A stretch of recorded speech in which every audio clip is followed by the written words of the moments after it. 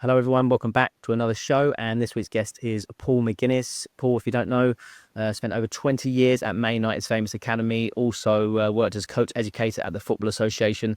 Look, Paul's one of the best coach educators in the country, one of the best minds about supporting players in their development. And Paul and I, we track quite a lot. We regularly catch up. And recently been talking a lot about working with strikers, forward players. And he's also involved in a really interesting project with the Football Association, supporting the women's game and trying to develop some top goal scorers. So I thought it'd be a great opportunity to get him onto the show, talk about how to work with strikers, forwards, and we'll both sort of agree actually that there's this sort of space here, in terms of is there enough time or given to working with forward players specifically, position specifically, and also gap maybe in coach education into support in these players in the very probably most sought after aspect of the game, scoring goals. So yeah, getting back on the show, join myself and Glen and talk about this really important area. But yeah, really privileged he agreed to join us. But yeah, don't forget as well, MPFC Coach, the 20% code off my online e-learning courses, focusing on ball mastery, 1v1 and small-sided games. These are the key fundamental aspects. If you go to any top academy in world football, they're going to be focused on these areas. And don't forget, these courses have been utilised by some of the top academies in world football as well with my club partnership program. So go to mypersonalfootballcoach.com or use the link in the bio, and the discount code is MPFCCoach to get 20% off. But without further ado, let's get into the show.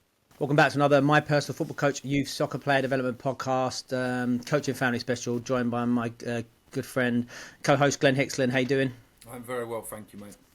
And very special guest, Paul McGuinness. Paul, over 20 years at Man United, worked at the England FA as well, one of the best youth developers of football minds in this country, and good friend of the show. Paul, welcome back to the show.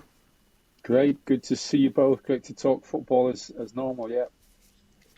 Yeah, it's great. I mean, it's funny because as we were saying before we came on, like Paul, you and I would chat quite often, and we're chatting recently about working with strikers and forward players and the initiative you're doing with the English FA. So I thought it'd be a great chance to come on and just chat about that, because it's trying to pick your brains, and we can chat as also Glenn and myself about working with strikers, forward players. What does that look like in sessions? Coaches, what can we do to support them, and in scoring more goals? As we know, in the game, the greatest commodity is a goal scorer. So just firstly, Paul, tell us about that. What you're doing with the FA at the moment, because that's quite interesting, isn't it? You're working an initiative with the FA to try and increase goal scoring within the female game, right? Yeah, that's right. I mean, a number of years ago when I left Man United, I was just, as you do, you're sort of reflecting and looking at what you think you could do better, or what you think the game needs. And I wrote down a load on like a mind map, mad mind map, and in the middle, I put it, there was gaps. Where were the gaps or the black holes that I thought were in coaching? There was a number of things that I thought about, but one of the key things I thought was goal scoring. Not enough coaching of goal scoring, and it's difficult. You do a course, you've got the whole game to go through. So everybody's into build the attack, create the attack, the 3/3 of the pitch, this systems and everything else. So it seems like it might be on an A license, but might be 45 minutes, an hour on or so on goal scoring, because that's the amount of time to cover everything. So it's difficult on the courses. I think it's gone beyond that. It's like the goalkeeper course is something separate. The goal scorer is so important, and goal scoring, that you need more time for it. And that's really what I was thinking. So when I first went to the FA, I don't know, 6 or 7 years ago now, maybe, I was supposed to do a study. One of the reasons I went is I wanted to do a study on strikers, find goal scorers, and I wanted to talk to all the top goal scorers like Shearer, Lineker, Wright, all the top ones from England and any more, and do a whole project on it, on how they'd learned, what they did, what was their craft really. So yeah, that was quite a few years ago, and unfortunately at the time, the guy who was leading the program got ill, Jamie Robinson, and it ended up, it fizzled out a little bit, that project. It didn't really come off.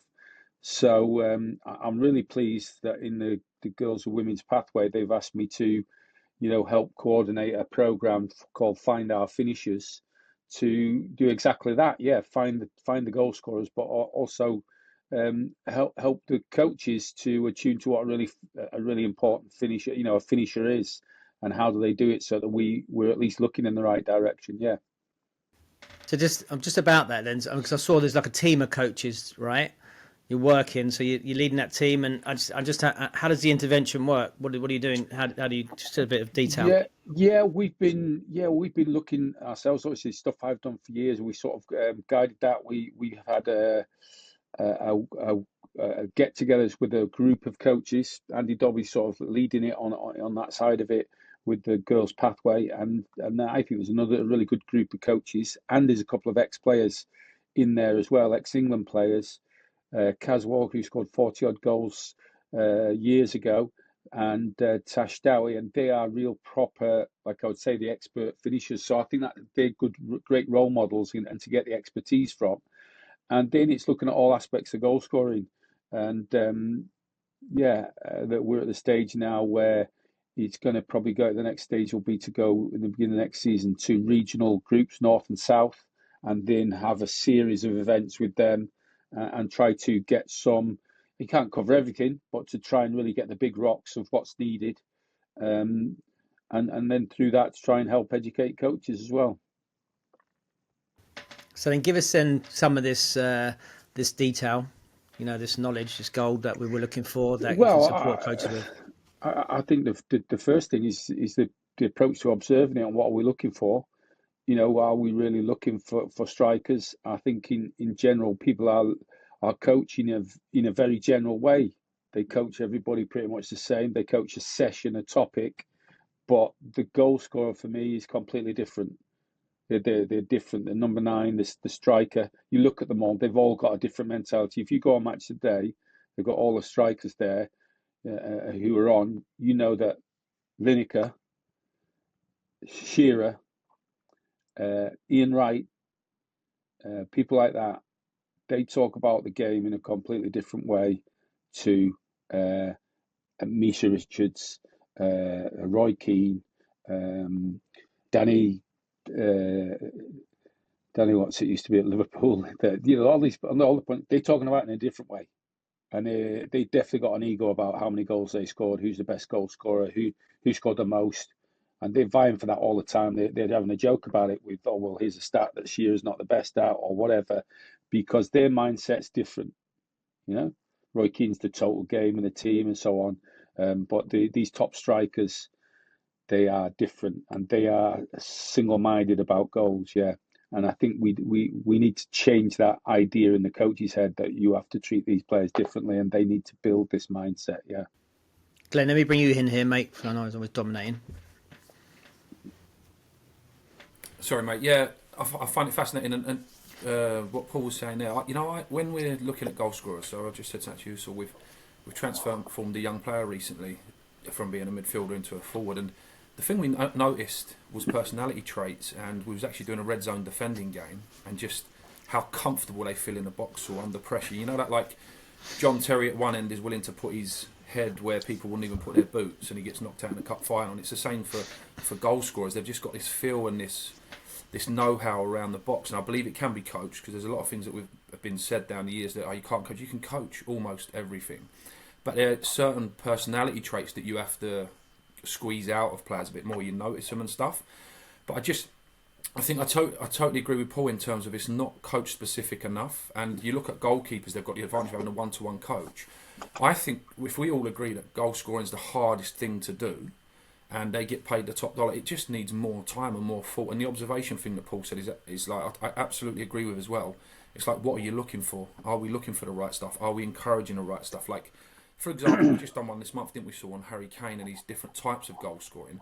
It's like that guy seems to always be thinking about scoring goals, because I've done this stats on his shots thing over 10 years in the Premier League, and we know he scored from the halfway line, but what was fascinating so is there was 8 or 9 attempts over a 10-year period from near the halfway line.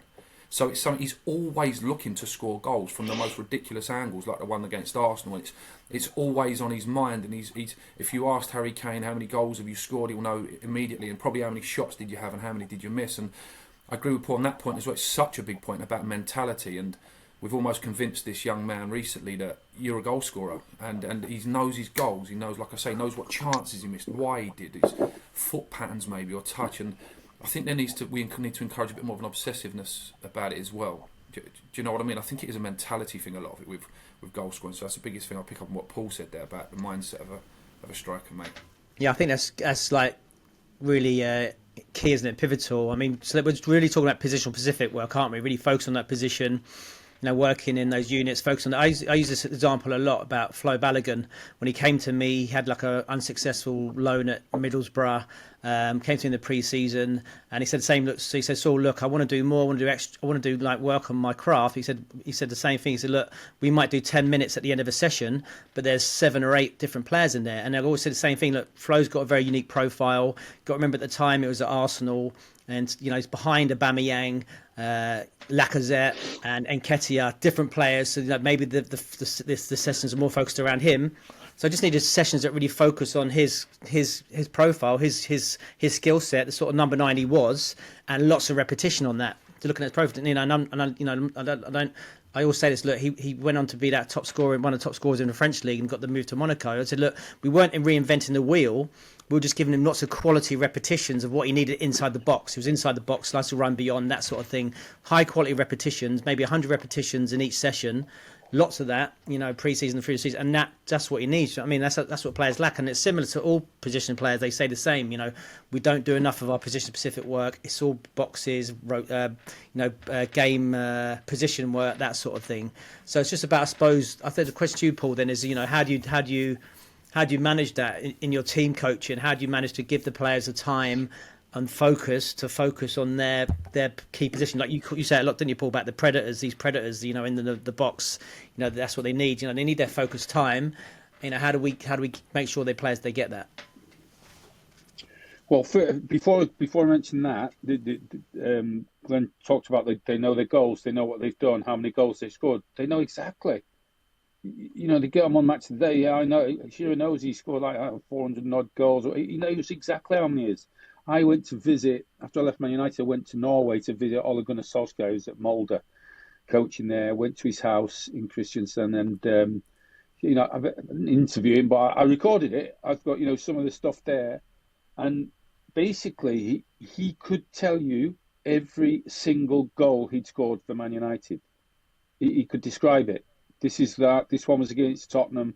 This one I scored here when he played this. This one I'd practiced like this the day before. Now that is obsessive, and that's what they have to be. Who would you want scoring the goals for you? There's someone like that who's going to save your life, basically, as a manager, as a player. They are the ones you have to win the game for you in general. The goal scorers, and he could remember every goal, and he could remember why he chose that shot, what was the reason, and so on. And he was going mad about it. People don't realise what an expertise it is. And so you get these general comments. You get them from other pundits who aren't goal scorers as well. So you get this one regularly. This is one of the most stupid comments you can make, but it's a regular saying in football. Just hit the target. Now that's a big target. What they're talking about is just hit the goal and hope it goes in. Hope the goalkeeper doesn't get there. That's what they're saying. In lots of ways, it's just not accurate enough. So, in that sense, even after he'd finished Solskjaer, he was taking the reserves and he practiced a particular shot. He was talking about hitting the ball quickly, but on the up. So as it's hitting you, it's bouncing on the half volley, but you hit it as soon as it comes up. You don't let it come up and then hit it and so on. So it's as quick as you can. So this is a practice he did. You've got people to drop the ball. Say, if you've got the D on the edge of the penalty box, he's on the right-hand point of the D where it hits the edge of the penalty box there. So someone's dropping a ball just on the edge of the box, and he hit the ball on the half volley with like fade. So the ball actually, you've got the stanchion at the back, which is about a couple of yards back, isn't it? The stanchion. But then on the portable goals, you've got like a little stanchion that helps hold the post up. That's about 18 inches in, right? He scored something like 7 or 8 out of 10 from that position, and at no point was the ball actually inside the goal where the goalkeeper could have saved any. It went outside and then just went in at the last minute. So he developed such a speed and accuracy of shot through repetition of all different. that was one of his principles. He said, that's how I score a lot of my goals. They're not ready for it. The goalkeeper's not ready. I hit it too fast for them, too quick, too early. So that'd be one of your weapons, that they're not ready and you hit it. So the idea of the general coaching and even the top pundits. I don't know if you remember Harry Maguire got a chance in the game at Anfield to score. Xerxes pulled the ball back and it bobbled up in front of goal. He must have been about 8 yards out and he hit it over the bar. Now afterwards, Sturridge and Roy Keane were arguing a bit, about, well, it bobbled, it should have been better. And Roy Keane's saying, well, he's a professional footballer, he's got to be able to hit the target from there and score. But that's not enough. Now that so that's difficult. It's more difficult than it looks. But yeah, you should be able to hit it just into the goal and score. But the difference is someone like Harry Kane, and that they are the masters of understanding the percentages and calculation of what finish will give them the best results. So a top striker there, Harry Kane stood up like a centre half, say, clearing the ball to volley it. His body's upright, and he ends up hitting underneath the ball. Whereas the top striker would have dipped his shoulder down, got his foot above the ball, and hit it into the ground because he knows the circumstance. He knows hit it into the ground. Now, if he's aiming to hit it into the ground, that means he could get a bit unlucky and it just hits the goalkeeper. It might just hit him on the knee, or but he can kick it away or something. But if he hits it anywhere away from the goalkeeper will never get down to save it. Whereas if he just hits the target, he puts his arms out, the keeper, it might hit him in the face or what have you. Also, if he aims to hit it down above the ball, he's hitting the top of the ball, it means if he slightly mishits it, it still goes in the middle of the goal. Whereas if you try and hit it really clean and hit it in the middle of the ball to go hit the net, and you miss it, it's going to go over the bar. So the top goal scorers will score those, Harry Kane and all them, they'll score them 8, 9 times out of 10, 10 times out of 10, or 90 odd times out of 100 or whatever. Whereas a Harry Kane who's not used to that, Harry Maguire or other players, but if the coach is giving him the information, or just hit the target, I'm saying that's not enough, and that's the difference that we're talking about. Long story for a small point, but it's important. No, I think it goes to the same point though, isn't it? So you talk about these details, and like I said, the repetition.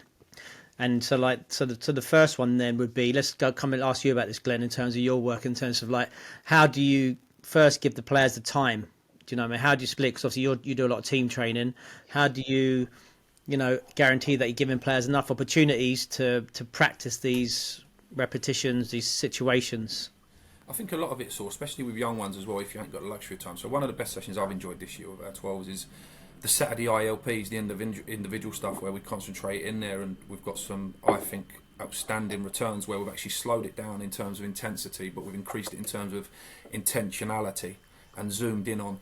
For example, brilliant point Paul made then. I was really, as he was saying it, I was thinking about some goals that Harry Kane scored the last few years. I remember the one against Leicester City. When he fell over and he fell into the ball, and he just finds a way to hit it down in the ground. It was a magnificent finish. There was 2 this season for Bayern, Saul, where he almost, it came to him a bit quicker than he thought, and it was at him, and he pulls these feet. He done what I call pulls his feet. He just froze, and then he punched it in. But then there's other ones, Saul, where he's had to speed his feet up. So footwork for me for forwards is incredibly important. I don't think it gets coached enough.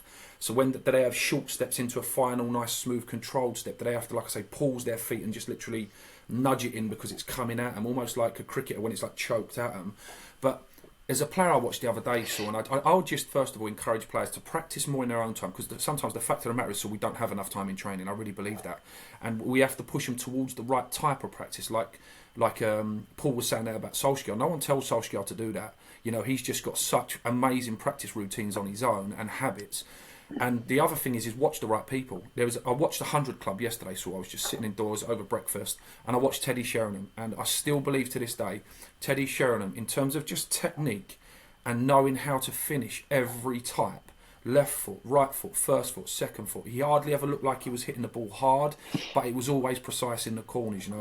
He chipped the goalie on both feet when he was Player of the Year at Man United at 21, and it's almost like just study more as well and get obsessed about studying the best, like really zoom in on what's their footwork like, the timing of the movements and stuff like that. So to again a short point but made long, and it's more about what we give them that they take away from practice. So I really believe that, because I just don't think we have enough time with the players anyway as well. Yeah, I mean that's great points. So we're talking about players working away, but obviously in sessions. What's your thoughts, Paul? I mean, Chris Ramsey obviously used to famously talk a lot when we were at Tottenham about messy sessions and messy goals. Practicing those messy, like you say, those Harry Kane finishes. Rather, are shooting sessions a bit too serene or clinical, manufactured? Yeah. How do we replicate that chaotic in the box finish, like you say, pops up, that sort of thing, and how do you get those messy sort of situations? Yeah, I think you're right. And going back to what Glenn just said, it's our job to attune their attention to these things. So if you continually just up, back, set, nice, smooth, if that's what you do in practice, that's what they'll think finishing is. But finishing isn't that. It's messy. It's Wembley. It's bouncing balls. It's bobbling, unclean finishes. All these sort of things. So, and again, what he said, and that's why I think teaching them under the microscope sort of observation that I've done at the FA as well, where you zoom in on players, almost put like a cylinder around them, say, well, how do they beat the goalkeeper? How do they beat them? And you're teaching them how to study themselves and observe, and then from that you come up with similar, the right sort of practices that will replicate what you see. So receiving the ball back to goal and then let it score, let it run past your body to score first time, all these sort of things. The observation of it is a big part of the coaching that is missing. So that's something I've been pushing for quite a long time. Look at the individual and what they do, and how do they beat the defender, how do they beat the goalkeeper. So they would be, huge things. And then in terms of the practice time and so on, this used to drive me mad when I was at the FA. Got a very short time on international camps, and all the lads are in the gym, but except the goalies, because the goalies have created some sort of mystique about goalkeeping that they have to go out and do warm-ups before everybody else and do their own footwork and do all this stuff. So I used to go, well, let me take the forwards out and do the same then. Oh, well, no, they need to be in the gym with... I was like, well, why? In fact, why don't we have the forwards doing the work with the goalkeepers? Why can't we do that? You can reduce the intensity, make it more, like you said, intentional. You can make it more patterns. You make it more like when the goalkeeper's doing all these footwork drills. Well, that's exactly what the striker should be doing. One of the biggest, huge things that will tell you about a striker we've got going on this course, going to be one of the core rocks of it, is he described it well.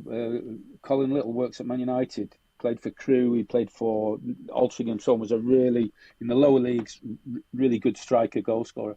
Worked with me at Man United, is really good. And here's a little phrase, says, you're not a finisher unless you've got an ambition to score first time. So like you just said, Harry Kane's from the halfway line, he can score first time. Rooney, remember that one Rooney scored from the halfway line, Everton, when he was finishing? Because they have it in their head. Hi everyone, Saul here. Just a quick one to say, if you're a coach or you're interested in coaching, check out my online e-learning courses at mypersonalfootballcoach.com. If you want to find out more about ball mastery, 1v1 and small-sided games, the staples of the best academies in world football, go to check out my online e-learning courses, the level 1, level 2. These have been utilised by some of the best academies in world football, and obviously my methodology is proven at the highest level to take players to the Premier League. So use this discount code MPFC Coach to get 20% off now. Go to mypersonalfootballcoach.com to the coach area, or just follow the link in the bio and take your coaching game to the next level. Looking and rearranging the body, their footwork, their body work, so on, to get that shot off first time. Now, there's not really any of that going on in terms of coaching, because people have like 10 in the group. They have the centre half, the left back, they'll have the centre foot.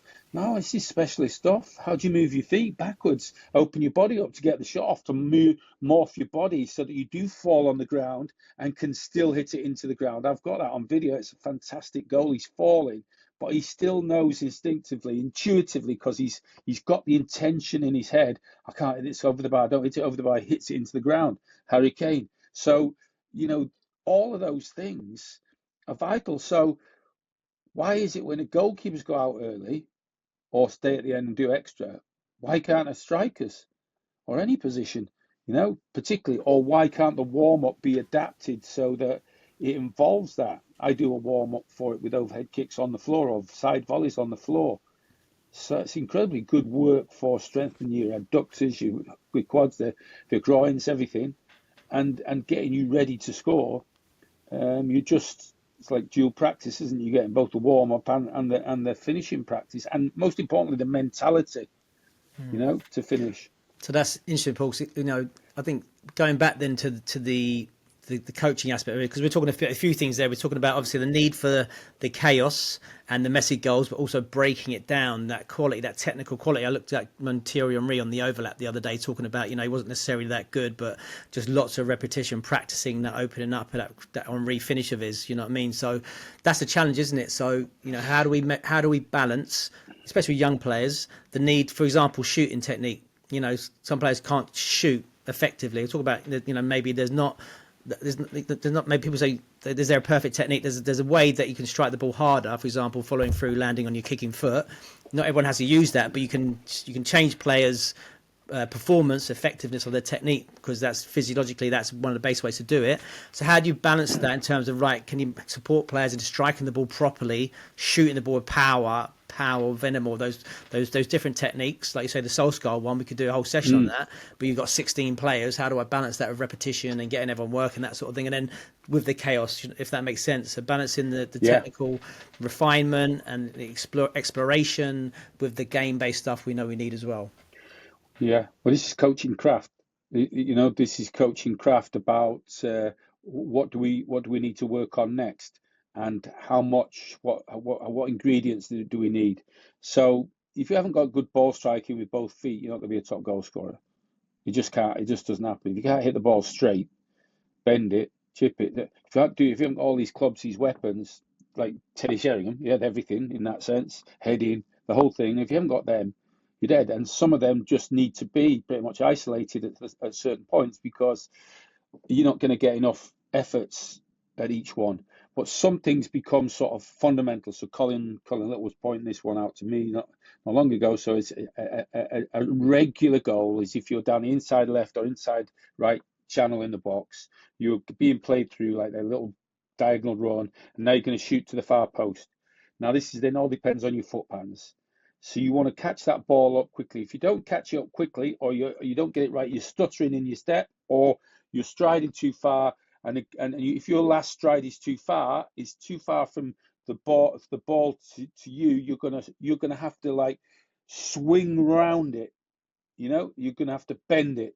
So to get it in the far corner, the bend on the ball means it's actually going closer to the goalkeeper. So to get it in the far corner, and he might stick his leg out, save it, and so on. But if you get the right foot pattern, now as you get there, you can swivel your body, so your chest now is down going to the far corner, your backswing and your follow through goes straight. And you'll see a big point here for coaching and for the players, they must watch how the ball behaves as it's going into the net. So if you run and you bend it, it's going to go side to side more, because you hit on the side and it goes in. If you come and go with that straight one, quite often it doesn't even bend, doesn't even move, it just goes straight. If you've hit it pure. But if not, it's going to go vertically end over end into the corner. And to help with that, one of the coaches on the girls' game, Aaron Cusack, he had I think it was Aaron. He had a bib in the side netting of the goals to help you see how the ball maneuvers as well and behaves. It's really important that, like you said, they have to become obsessed. They have to become a boffin in this sense, a scientist, because a lot of this is physics. Scientists, they have to learn how the ball spins depending on where they hit it on the ball, what's the follow through, what's the backswing, the follow through, all of that. What part of the foot do they hit? They have to know all that. Now it might well be some can't necessarily explain it, they can just do it, but I can bet you a bottom dollar She said Sheringham can explain exactly how that ball behaves and how he kicks it to make it behave. He will be able to tell it. I know Solskjaer can. I know, people like that, Wright and all them, they'll all be able to tell you because they're experts in ball striking. I think that's like say the technical quality, the obsession with that different. I was Tyrese Campbell, who plays for Charlton. I've worked with him a few years. He contacted me like beginning of the season, saw I'm having a bit of a confidence issue, my confidence in front of goal. So I did a session with him at the training ground. We said the same thing. We've worked his ball striking. Same thing. Wasn't necessarily striking it properly with his laces to get more power. But we just said to him, look, these are different areas of the box. Obviously, he's a wide forward player, but he still gets in the box. So a couple of things we talked about was obviously different areas of the goal. So you get here, what areas of the goal are you looking for? What sort of finishes are you looking for? That's the point you made, Paul. So, for example, in the corner, are you looking at drilled that one across? Maybe we're looking for that one in the top one. And we just talk about contact. Do you know what I mean? So, you get your head up, you see the position of the goal, then you make a decision on what technique you're going to use, but then it's about think about contact of the ball. Now, amazing that can do that. I always talk about that little bit of composure, that half a millisecond. You get it at your feet, you look up, you see the goal, you make a decision, then focus on that contact, that bit of composure when you strike the ball, and that technical quality and that thing is a massive difference. I'm talking about even the Prem boys I've been working with and that. So understanding that, breaking that down and saying, okay, these are the areas of the goal we're looking for, and these areas of the pitch. These are the different sorts of finishes. Obviously, depends where the goalie is, but then obviously think about that content, that bit of composure just before you strike the ball. Yeah, that's what they develop over time. Over time, that's it. The great quote I've got somewhere. Thiago, he's talking about Lewandowski, and he said, he's obsessed. He was obsessed. He said, but now, and so when you're first obsessed, you do it. He said, but now he's calm. He's calm because the obsession has led to the feeling that no matter where the ball comes, like Harry Kane, that I will have the answer. So they're calmer. So they seem to have more time. Remember the one he scored, Harry Kane, recent international, where the ball came up. He sort of slightly miscontrolled it, but it drops his feet in the box.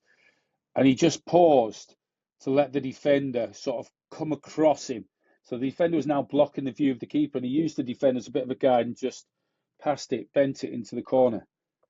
I heard him talking about one once. I've got it on thing. He's talking after playing against Fulham. Ball's on there. He gets played into him, sort of back to goal, left-hand side of the box, and the defender's behind him, but he just takes it to the side, sideways. And he's describing it after. He said, well, yeah, I know the defender can't get too tight to me here. I'll take it to the side. And once I get to the side, he said, I know what the guy goes. The guy goes to him, well, how do you know where the goal is? He said, I know where the goal is by now. He says, don't. And that's about why it's so important also to know to use the pitch markings. Don't, if you can, always use a pitch marking, because he knows he's on the corner of the D, so that's all his pitch geography sorted. He knows he can do that in his blindfold because he's just takes that touch now. He knows where he is in the D. And then he knows, he says, well, I know the goalkeeper. The goalkeeper can't read what I'm going to do. I've got my back to him. So one of the key ways of knowing how to beat the goalkeeper is, if they've got no cues, they have to leave it late, So then he says, I knew the one where I verse it through the guy's legs wasn't going to be on. I could feel that. So it's like a sense, a feel, intuition. But he knows that's an option because he's going left, he's going right, and he could reverse it back left, bottom corner, through the guy's legs. He said, I knew that wasn't one on. And then this guy blocking the keeper's view. And he said, well, I just know that if I bend it with a little bit of pace, that side, it's going to be a goal. The keeper can't react in time. And he said, and sometimes it doesn't really have to be in the corner either, because the keeper can't react fast enough. So those are all the things that the experts sort of will know through doing it lots of times. Yeah, I used like Noni when I worked Noni Madueke at Chelsea. Obviously, he said the same thing. He's a master. He always wants a goalie, obviously, but he haven't got a goalie. He can't, but because he's the same thing.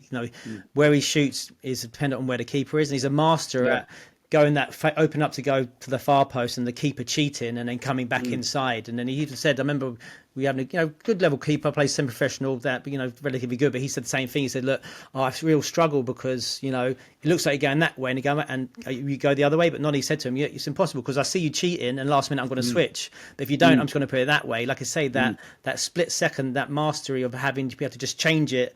where the ball goes, Yeah. and fake, like you talked about.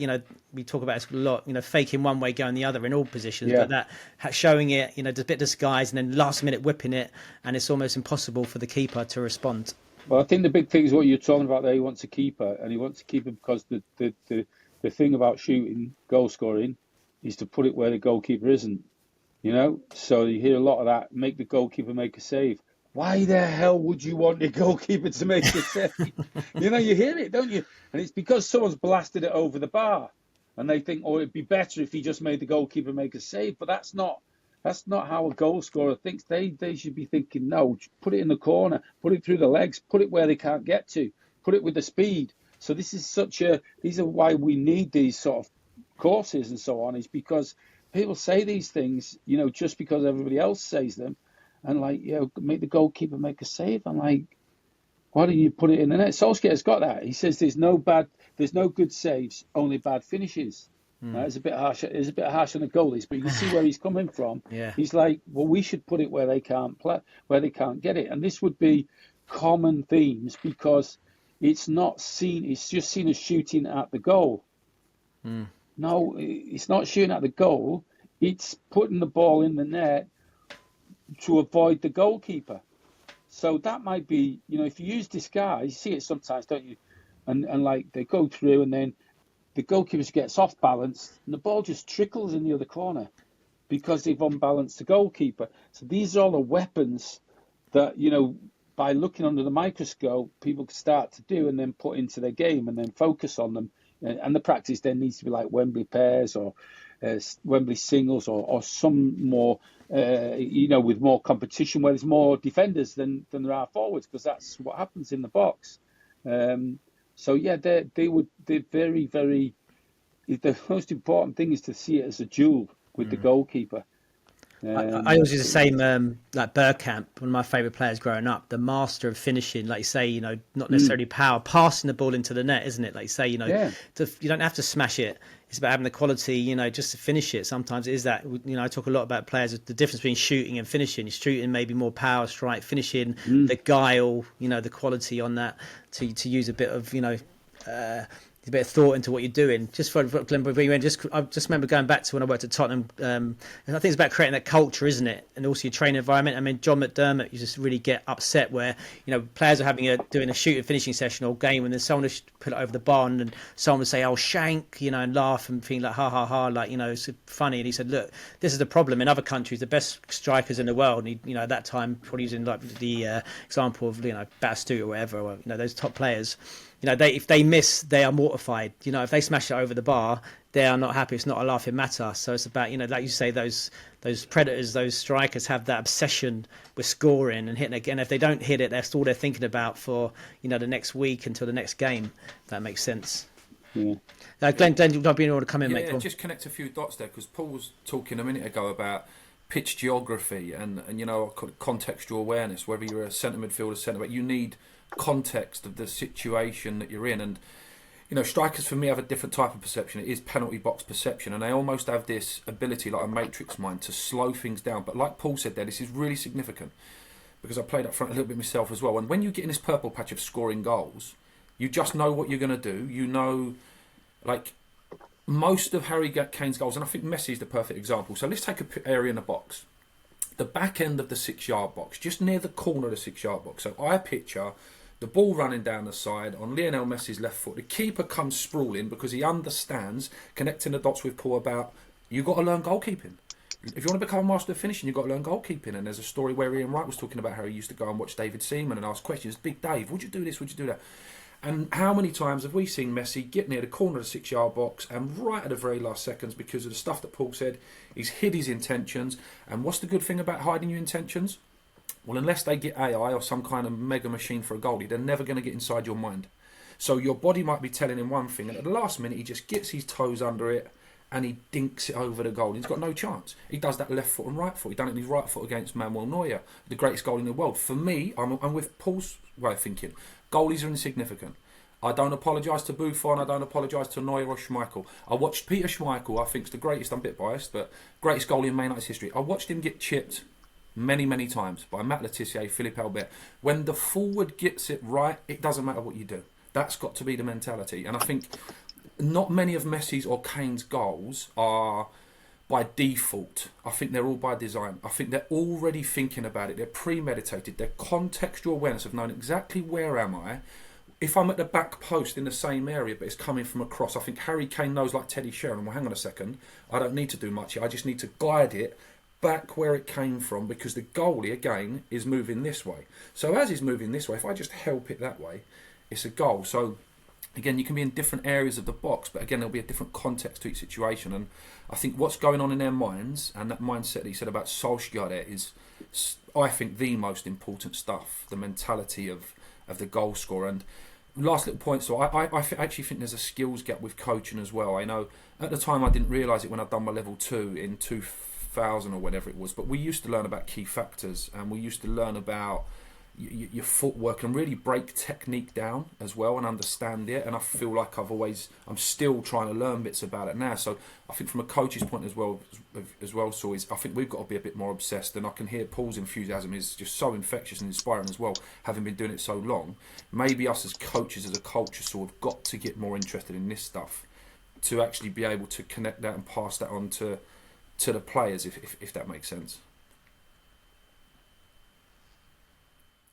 Paul, so I'll bring you in. So in reviewing this, Mr. McGuinness, we're waiting for the strikers course from the FA to bring this in to help us all upskill our thing. All joking aside, I think it is that, isn't it? How can that'll be the next question. How would you help? How can coaches upskill their knowledge in that? And I was, for me, it's always about watch the best players in the world, watch coaches work.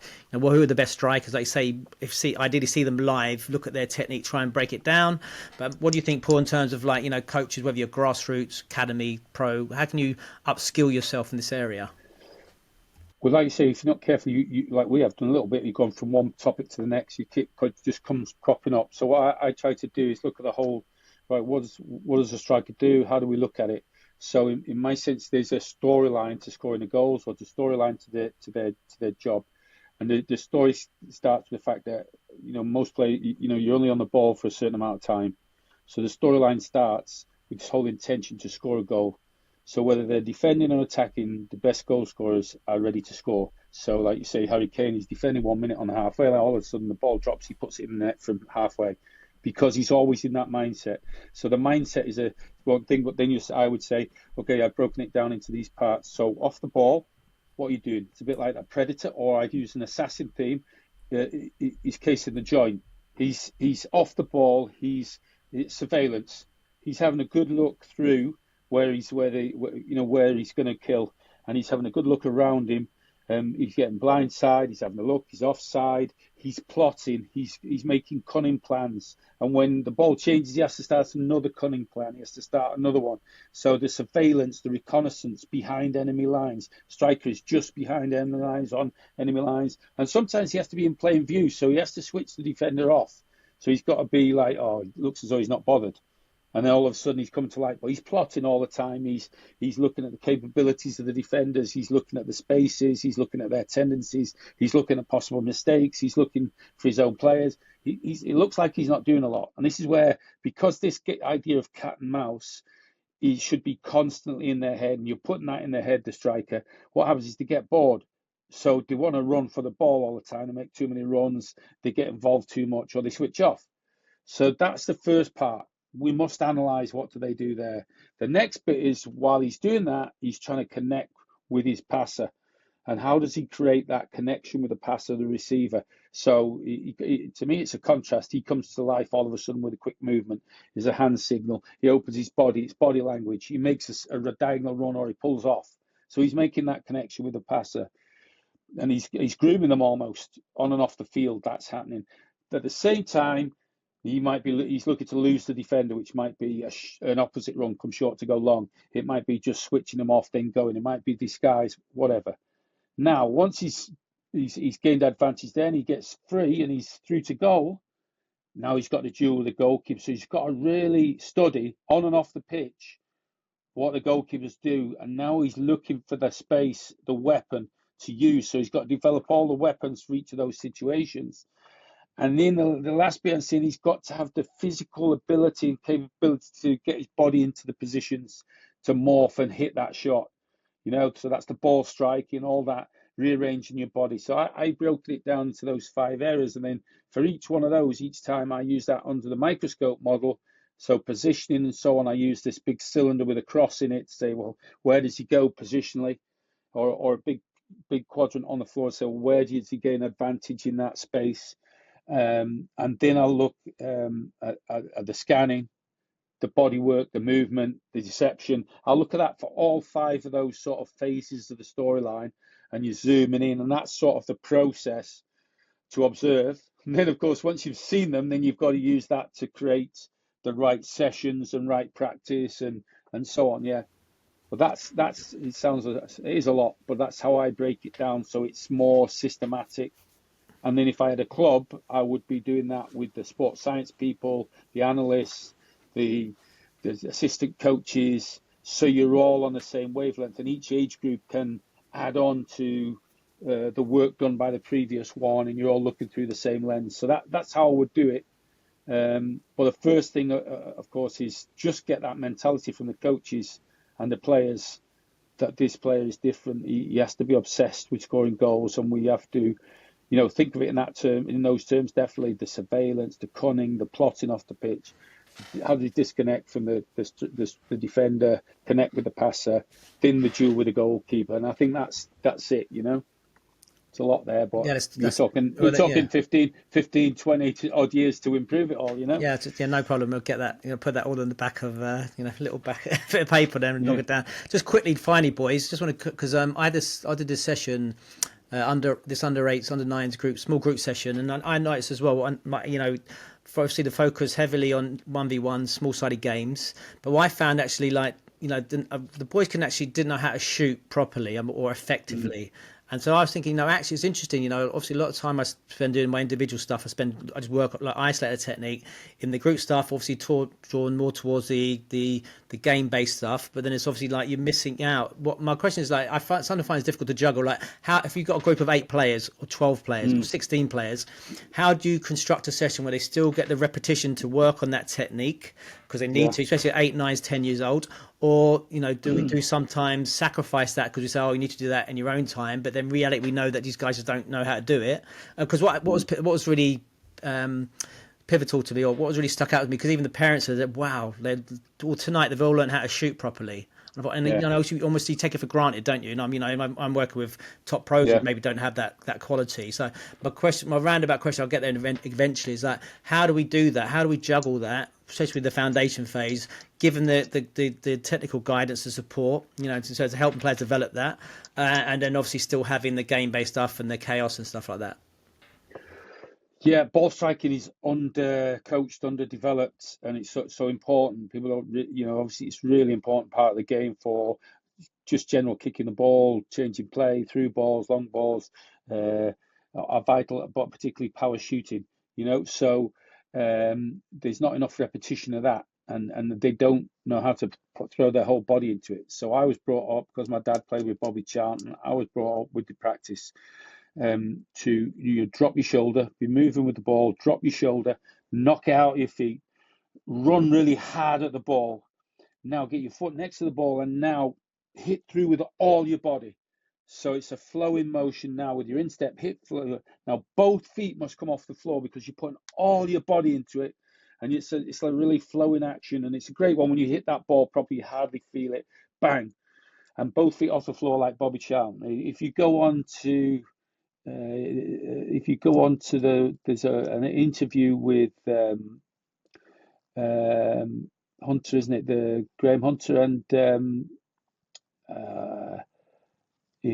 from Spurs, Steve Perryman. He talks about playing against Bobby Charlton and how Bobby Charlton hit the ball, and he talks about it. It's poetic the way he talks about it, but he says Bobby was so elegant, the power, the way he ran at the ball, the drive in his legs, and then to hit the ball both feet off the floor. And he talks about having a tension in his left wrist as he's going to hit the ball.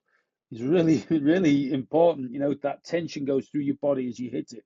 And he does. He's got his hand sort of cocked over like this. And you think, yeah, that's right. That's what you do. You sort of tension comes in through your body as you hit that ball to hit it really hard. And he said he didn't just hit one ball. It was like he was hitting 4 balls, hits one, the next, the next, the next. So he's followed through, carried on the ball right the way through. So all these type of things I would do with the players. The way my dad did it with me. So this is what Bobby Charlton did behind the Stretford end when he was a kid, both feet. But he was manager at York. He took me to York Racecourse, and the side of the racecourse, on the outside of the stand, is the biggest wall ever. It's absolutely huge. Now it's all undulating. It wasn't a pitch, but I used to start to 10, 20. You could do it into a net, 6 yards away. Knock out your feet, both feet off the floor, hard, left, right foot, move back 6 yards, 12 yards, 18 yards, 24 yards, 30 yards, 36 yards. I used to be shooting from 45 yards away, and the feeling it gave you when you hit it properly, the ball, you never even felt the ball. It was such a feeling. And I did him over, well, I didn't have a really long, successful career, but when you hit them like that and you scored like that, it was unbelievable. Now, on the back of that, I would do it with him. Then if we were on a pitch nearby us, at the end of every training session we did, when I was a kid, he'd say, shoot from the halfway line, see if you can score like Pele tried in the World Cup 17. So I would do this after games. So it's again kicking. And I actually scored once on a university game, but it was such an unbelievable, great feeling that having practiced it with him and being able to kick the ball. So I then started to do it with some of the players we had. There's a lad called Ollie Rathbone. He was like a shrimp. He was like an 11-year-old when everybody else was 15.